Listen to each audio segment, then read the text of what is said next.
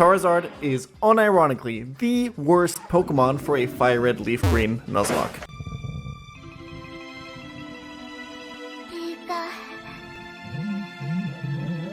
Pokemon Nuzlocking legend pChal recently released a video where he created a tier list of all the Gen 1 Pokemon's Nuzlocke viability.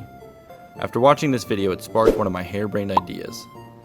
Could I beat a Nuzlocke of Pokemon Fire Red using only the Pokemon that pChal has listed in the F tier? Well, the F tier only has 4 of them, and one of them is Lickitung. Wait, why is he looking at me like that? With those eyes and that thing. Hey, how you doing, love mama? Let me whisper in your ear. So, I decided to expand it to the C tier as well, giving me 13 total Pokemon to work with on this run.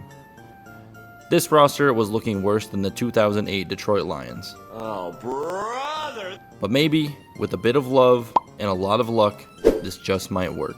Now, the rules of the run are very similar to a Nuzlocke. If a Pokemon faints, it's considered gone and it's unusable.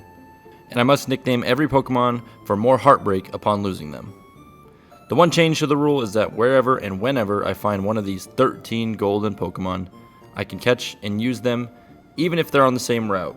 Finding and beating the game with these 13 Pokemon only will be a tall task on its own, so I didn't want to limit myself if any of them happen to be on the same route. Before we start the run, my parole officer has advised me now would be a good time for you to check if you are subscribed. We are still compiling the data, but early results suggest a 3% overall happiness increase to all those who have subscribed, so please check if you're subscribed, it helps a ton. Thanks, and let's get on with the video. Our Pokemon journey begins like any other. We wake up with a strange old man shouting at us. Shortly after that, we give ourselves a name and remind the weird old man what his grandson's name is. Dementia is a hell of a disease. I choose to name my rival Venom because, well, let's just roll the clip. That's crazy. I can't play Venom because there's a gigantic ass on my screen. I can't stop looking at it. Flip that. Do you see this thing? No. Once that's over, we find ourselves at Home Sweet Home in Pallet Town. A quiet little town with less residents than a WNBA Twitter argument. There's no way you just spilled my water cup all over my mouse pad, Loki. Are you kidding me, dude? I should have recorded this, but my cat Loki just knocked over an entire cup of water all over my PC setup. He must not have liked the joke I made about the WNBA. After I shipped Loki off to Laundry Basket Guantanamo Bay, we finally choose our starter, Charmander. Charizard finds himself on pChal's F tier due to being very bad against the Elite Four, giving the rival his best version of his own team, and being stonewalled by the first 2 gyms. Picking Charmander here is worse than going to Taco Bell on a first date. But that's our fate. The first of the golden 13 Pokemon have been acquired. We proceed to stomp our rival Venom in the first battle, and we make our way to the first real hurdle of the challenge, Brock's Gym. Brock presents a significant problem for this run. At this point, none of the other 12 Pokemon are available to catch. Brock's rock types are super effective against Barbecue the Charmander.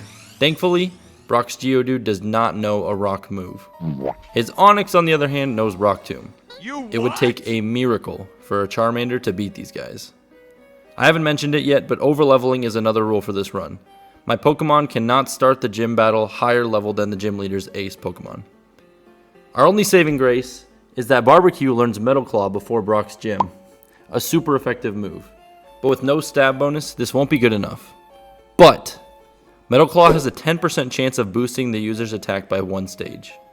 I'm going to need a minimum of 1 of these boosts as well as some critical hit luck and Onix to miss some Rock Tombs. This is a long shot. The run is already in jeopardy. Please. Please. Please. That didn't do much.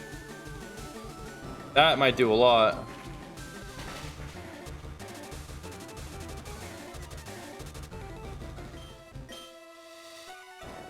Oh, he's faster than me too because of the speed drop, bro. And he critted, dude. Okay.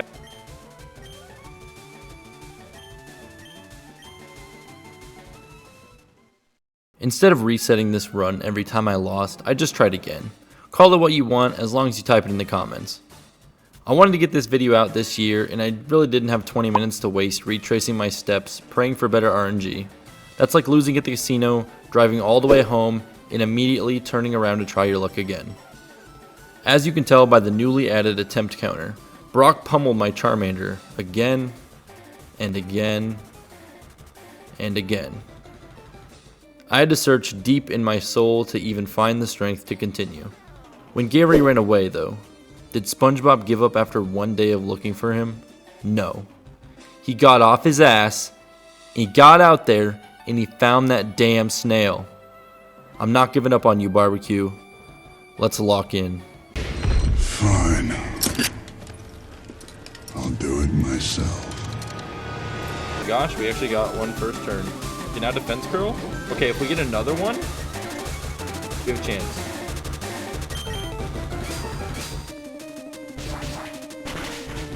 Another one. Another one. Oh, dude, okay. I gotta be happy with one. I'm not happy. Another one, please. Another one. Another one. Another one. Another one.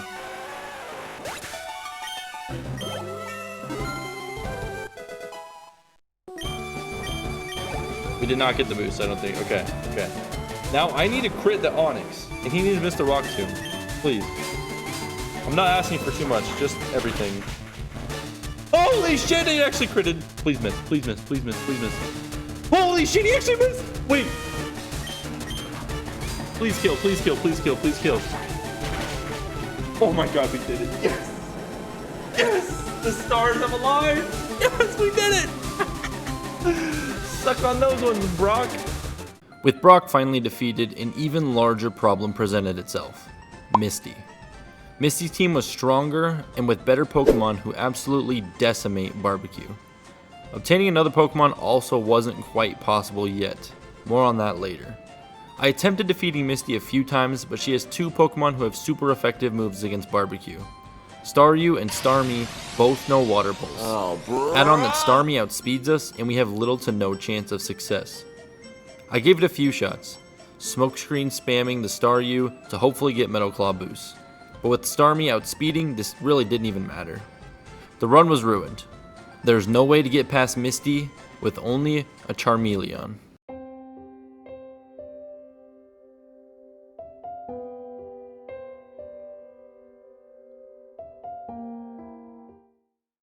But then it hit me. Another member of the 13 was available. We could get a Goldeen in Viridian City. We just needed to get a Super Rod. The Super Rod isn't available until later in the game, but through some modest cheating, we were able to spawn one into the PC.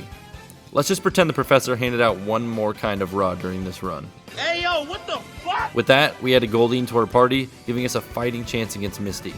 We named her Cool Ranch.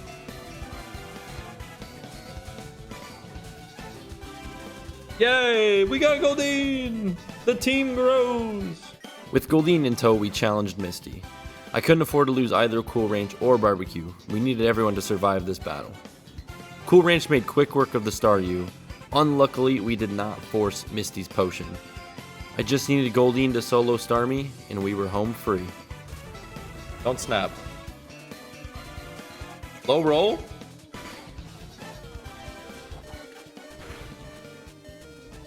After surviving on 1 HP, Goldeen locked in like Game 6 LeBron, launching Starmie into the stratosphere with horn attacks.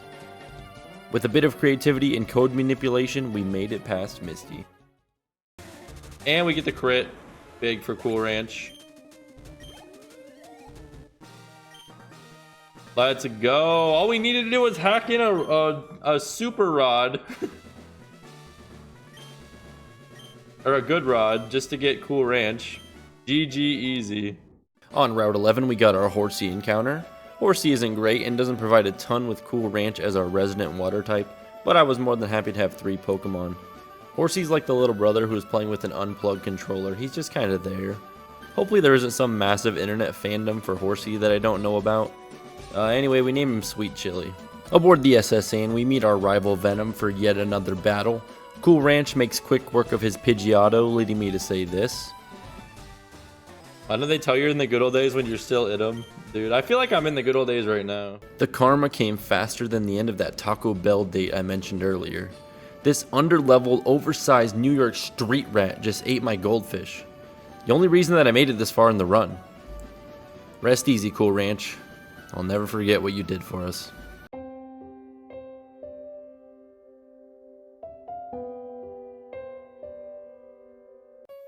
The rest of the rival fight went without issue. I got the cut HM from the captain and I clogged the nearest toilet trying to flush Cool Ranch down. Sorry Cool Ranch, there wasn't a plunger in the room, so whoever finds you in there will just have to deal with you. We made our way to Lieutenant Surge's gym for a surely electric battle. See what I did there? Surge's team is strong but doesn't pose nearly the same threat as the last two gym leaders. His Raichu can be scary, but Barbecue can learn Dig, which is super effective against Surge's entire team. I also am slightly overleveled. Like the New England Patriots, this is not cheating, but gaining a competitive advantage through a misinterpretation of the rules. It is quite hard not overleveling with only 2 usable Pokemon, but it really doesn't make a difference in this fight, so I think we should let it slide. Aside from accidentally leading with Sweet Chili, we take the sparks out of Lieutenant Surge, and I will now stop with the electric puns. In the rock tunnel, we cut him a chop, the 4th member of pChal's Golden 13. Remember, that's the whole point of this video. TikTok has rotted my brain, and I also forgot that while editing this, but this is a good reminder. We named the Machop Sriracha because that is apparently a chip flavor, and we carried on to Celadon City. Sriracha quickly evolved into a Machoke. This random trainer gave me troubles with his muck, but could you imagine catching a muck? Does it stink? Does it stain your carpets at home? Do you just keep it in your bathtub when it's not in its Pokeball? I guess it could clean your plumbing if you really needed to, but I'm sure there's a lot better options, right? Apologies for the muck slander. The real criminal was this Grimer who takes our Sweet Chili down to a singular HP. Luckily, the Grimer was all bark and no bite, and we finished the battle without losing any members. Suddenly, without warning, my Twitch was looking awfully similar to a kick stream. I felt like a big-time streamer, spinning a slot machine that was rigged for me to win, to show the viewer how fun a gambling addiction really is. Porygon is locked behind a ridiculous amount of coins, and to avoid evil gambling, I instead robbed a bank and bought infinite Pokecoins. Put it in! You're facing the wrong way, sir. Somewhere in here is a joke or a PSA about gambling and how major sports promoting it is wrong. But to keep things light, here's a picture of a cute duck instead. We acquired Porygon and we named him Cornchip. If Lieutenant Surge was a clown, then Erika is the entire circus. Her grass gym stands absolutely no chance against Barbecue or Cornchip for that matter. Erika is the Bronny James of the gym leaders on this run. She might be a gym leader, but she's not actually a threat. I tried to lead off with Cornchip to let him flex his muscles, but a critical hit Giga Drained forced me to swap to Barbecue, who then proceeded to sweep the gym using only Ember. Man, things are going really well right now. I'm not used to being so successful in these runs. pChal did say the Elite Four was the hardest part of these games, but I feel like at this rate, we're going to breeze into the Elite Four, right? Next, we have a quick pit stop to deal with. Wait, why did the music change? Why is it so intense now? Why does the video end so soon? What? Wait. Stop. What happens in the Giovanni fight? Sweet Chili takes the lead and easily dispatches Giovanni's Onix and Rhyhorn. I switch out to Sriracha to deal with the Kangaskhan, absorbing a Mega Punch and preparing to tank another and deal the final blow with Revenge. Being a rookie Nuzlocker, I forgot one of the most basic rules. Always expect the crit. No, he critical hitted! Sriracha drops quicker than your date's pants when you show them your Hot Wheels collection. This is a bad spot to be in. Sriracha was my main counter to the Kangaskhan, the only fighting type I can even obtain during this run. Hopefully Barbecue can salvage this fight and get us out of here. Unfortunately, I forgot the second rule of Nuzlocking. Always expect the second critical hit. Barbecue faints along with any shred of hope for me completing this run. Mega Punch doesn't even have a boosted crit chance. I was just getting unlucky. Maybe it's my fault for challenging pChal's tier list. Maybe I have angered the Pokemon gods somehow by even attempting this run. I give Cornchip a chance to salvage this fight, but his fate had already been sealed. A third critical hit Mega Punch onto Sweet Chili just adds insult to injury. As quickly as it started, everything came crashing down around me. We were no match for the insurmountable RNG needed to beat this run. While not successful, I'll always look back fondly on this attempt. I took these F-tier Pokemon and told them, you know what? You are good enough. You can do this. You're not as bad as people say. We just came up a little short this time. It wasn't their fault. It was mine for not preparing them better. Thanks for watching, guys. I really had fun attempting this. Massive shout out to the legend pChal for making the tier list. A link to that video will be below. If anyone were to build off this and attempt a similar concept, please let me know. I would love to watch. If you enjoyed this video, make sure to click subscribe and click another video to show the YouTube algorithm that I am not that scary. Thanks for watching.